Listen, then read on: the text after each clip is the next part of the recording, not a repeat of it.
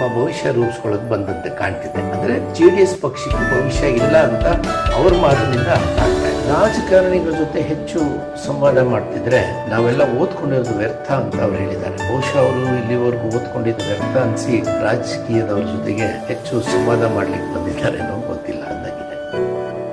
ಈಗ ಅವರು ಆರಿಸ್ಕೊಂಡಿರೋಂಥ ಕ್ಷೇತ್ರ ಇದೆಯಲ್ಲ, ಬೆಂಗಳೂರು ಗ್ರಾಮಾಂತರ ಲೋಕಸಭಾ ಕ್ಷೇತ್ರ, ಆ ಕ್ಷೇತ್ರ ಈಗಾಗಲೇ ಅಲ್ಲಿ ಅತ್ಯಂತ ಜನಪ್ರಿಯರಾಗಿರುವಂತಹ ಮತ್ತು ಜಾತ್ಯತೀತವಾಗಿ ಪಕ್ಷಾತೀತವಾಗಿ ತಮ್ಮ ಕೆಲಸಗಳನ್ನು ಮಾಡುತ್ತಿರುವಂತಹ ಶ್ರೀ DK ಸುರೇಶ್ ಅವರ ಎದುರಿನಲ್ಲಿ ಅವರು ಸ್ಪರ್ಧೆ ಮಾಡ್ತಿದ್ದಾರೆ. ಅವರ ಮಾತಿನಂತೆ politics is the last result of A scoundrel.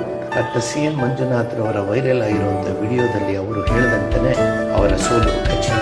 Bengaluru ಗ್ರಾಮಾಂತರ ಲೋಕಸಭಾ ಕ್ಷೇತ್ರದಲ್ಲಿ ಕಾಂಗ್ರೆಸ್ ತನ್ನ ವಿಜಯ ಪತಾಕೆಯನ್ನು ಹಾರಿಸುತ್ತೆ.